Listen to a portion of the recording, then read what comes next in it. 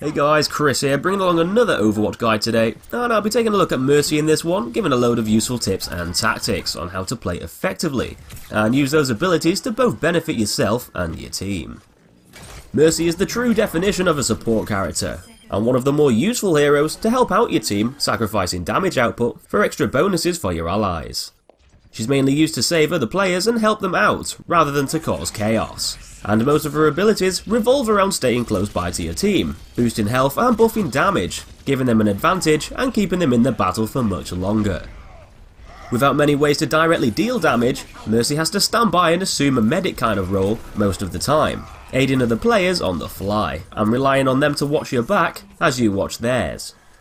She's got a difficulty rating of 1 star, down to those abilities being fairly easy to use, and with accuracy not being an important factor in her success. Though with all that said, you'll still need to play smart and stick close by to your team to both benefit them and survive for longer. You'll only have 200 health and no way to block damage, so evading danger is your best bet to live longer.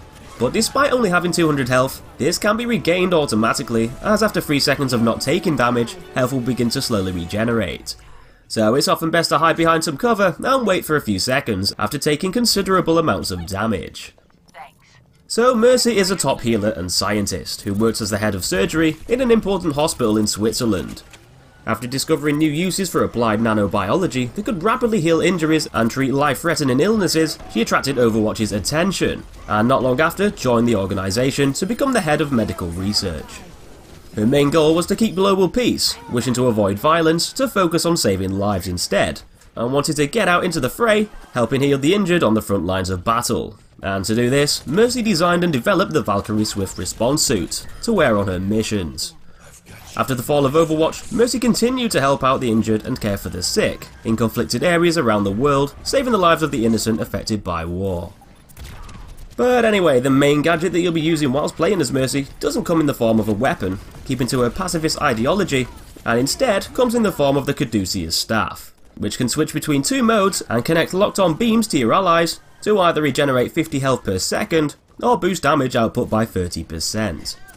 Regardless of wherever you're aiming, the tether will stay locked onto your target, so long as you stay within 15 meters of them, though it will disconnect after 2 seconds if a wall or solid object obstructs and gets in the way. It doesn't run off an ammo or charge-up system, so you can pretty much provide health or a damage buff to nearby allies for as long as you want. It'll affect the teammate closest to your crosshairs when you begin to fire the tether, and it'll only deal one kind of buff at a time, so you can't heal and boost damage together, meaning you'll have to switch between the 2 modes independently. One thing to point out about the staff's tethers is that once you connect a beam to a teammate, you don't need to keep looking at them for it to stay active.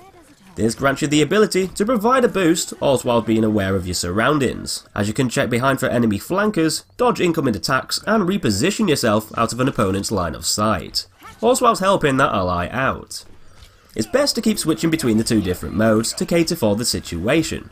If a teammate is out of battle and needs a health top up, or if they're in a battle and have taken a lot of damage, then you're best giving them the health that they need to survive and stay in the fight for longer.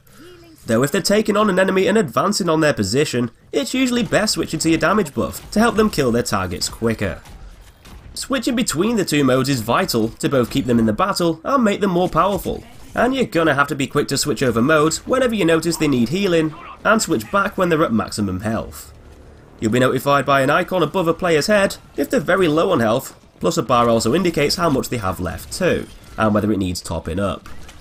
Keeping the heal tether engaged isn't going to be all that useful once your teammate has healed to full, so activating the damage buff instead is usually the best thing to do, in case they happen to be lining up their aim and just about to fire on an enemy.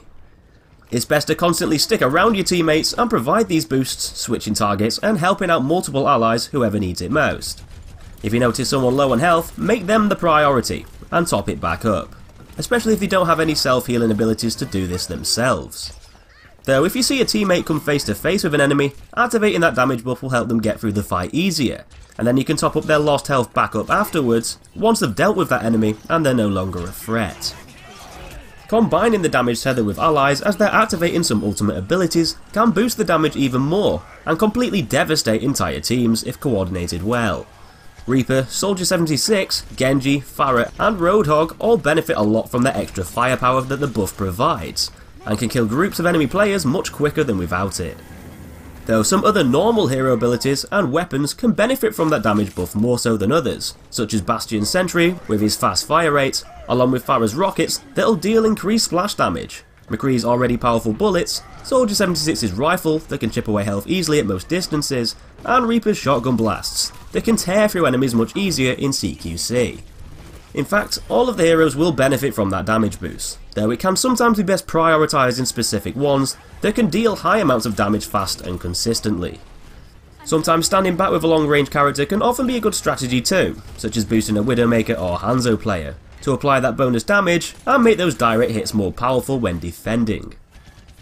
A nice ability that complements the staff well is Mercy's Guardian Angel ability, which lets you select a teammate within 30 meters and fly towards them quickly. This allows you to rapidly get to weakened allies and provide assistance, granting back lost health and buffing damage at key moments with that staff. It's only got a 1.5 second cooldown time and can be used to zip around areas and get within the staff's 15 meter range. Allowing you to remain constantly on the move, the Guardian Angel ability can keep you mobile, assisting different team members within an area and keep them all alive. It can also be used as a way to escape from an attacking enemy, as you can fly off towards an ally in the distance and away from a nearby threat, using teammates as points to fly towards whenever you're vulnerable. This means that remembering your teammates' whereabouts and keeping their locations in mind is also a very handy thing to do, as you can essentially use them as a backup plan to dash away to a safer place quickly if need be. Plus it'll also work on killed teammates too, giving you more points to fly towards to escape an attacker. If you're tethered to an ally, using Guardian Angel will fling you towards them to keep within the staff's range. Though if it's not engaged, you'll dash towards the nearest teammate to your crosshair.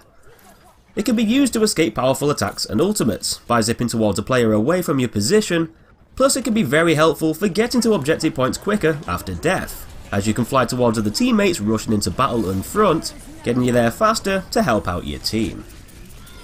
Now, although Mercy's playstyle is centered around aiding and healing rather than causing damage directly, she does have a weapon that can be pulled out instead of the staff, called the Caduceus Blaster. Despite its size, it can be a harmful little bugger capable of dishing out 20 damage per round, firing 5 rounds a second. The shots can be avoided fairly easily at long ranges, though at closer to medium distances, the gun can be pretty deadly. And if you can land those shots on the head, it can deal 40 damage per round. Though although it might seem like a viable option to use in combat, it's not something that should be relied on all the time, as your main goal is to help out your team. And it's usually better to buff an ally's damage rather than switching over to the blaster. It can be used to whittle enemy health down and even kill them, but shouldn't be a priority when your team needs assistance. Though it does come in handy when destroying stationary turrets like Torbjorn's, Symmetra's and Bastion's Sentry, as they'll be unable to move out of the way of those shots. The blaster is very useful for when there's no nearby teammates that you can help, when you want to finish off a weakened enemy that has killed a teammate in a one-on-one battle nearby, or whenever you want to inflict some extra damage to assist an ally who is out of range for their weapon to be effective. Mercy's passive ability, Angelic Descent, lets you fall through the air slower by holding down the jump button mid-air, allowing you to stay airborne for longer. Although it's not going to directly impact your game massively, it can be used to reach ledges and traverse around platforms easier whenever in the air. It's good for staying in the air longer when assisting flying allies such as Pharah in combination with the Guardian Angel ability, and is mainly useful for extra accuracy when landing on high up platforms after zooming up to a teammate that's perched at the top. But as for Mercy's ultimate ability, Resurrect, it doesn't deal any damage, but instead revives recently dead team members back to full health within a 15 meter radius, with a brief period of invulnerability. And when used at the right moment, Resurrect can be game changing, switching the tides of battle, allowing teams to capture points more easily, and even win entire matches. A number will appear on screen to show the number of dead allies that can be brought back to life with Resurrect upon use, and it's normally best saving it for when multiple allies have died at once. It's a great ability to counter multiple deaths caused by ultimates, and if you can dash in and activate it after several teammates have died. Getting them back into the fight pretty much wastes the effectiveness of your enemy's used ultimate ability, and because you can use Guardian Angel on down players, it can be a good tactic to dash in quickly after several allies have died in a small area and bring them all back to life, whilst the extra movement with Guardian Angel will prevent yourself from being killed while casting the ability. When your team is making a push onto an objective, it can sometimes even be best hanging back, hiding away from enemy sightlines, but just in range for the staff to work, waiting for an enemy to activate their ultimate and kill your team. As soon as this happens, rush in and save them all, to continue capturing the objective, and keep your revived allies topped up with health and damage boosts afterwards. Otherwise, it's usually best holding on to resurrect for when 2 or more team members have died, as bringing one back to life probably isn't going to impact the game much unless you're very close to capturing a point and need extra backup to contest it. You can resurrect allies behind walls and out of line of sight, so don't worry about having to keep all of your targets on screen when activating the ability for it to work.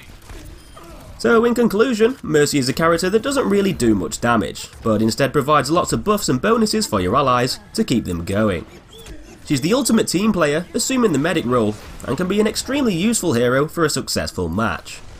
Mercy works best moving alongside team members, keeping them alive and using them as a host, to not only cause the damage for you, but to take the brunt of enemy fire too, using them as a bit of a bodyguard whilst they use you as a source of healing and extra power. Being able to dash around, zip into targets to escape danger, and regenerate your own health naturally can keep you in the fight for a good while, especially when those abilities are used at the right time. And being able to literally resurrect the dead can completely reverse a match that's not going in your favour, and turn it on its head, giving your team plenty of opportunities to take control of the match and get back into the fight instantly at crucial moments.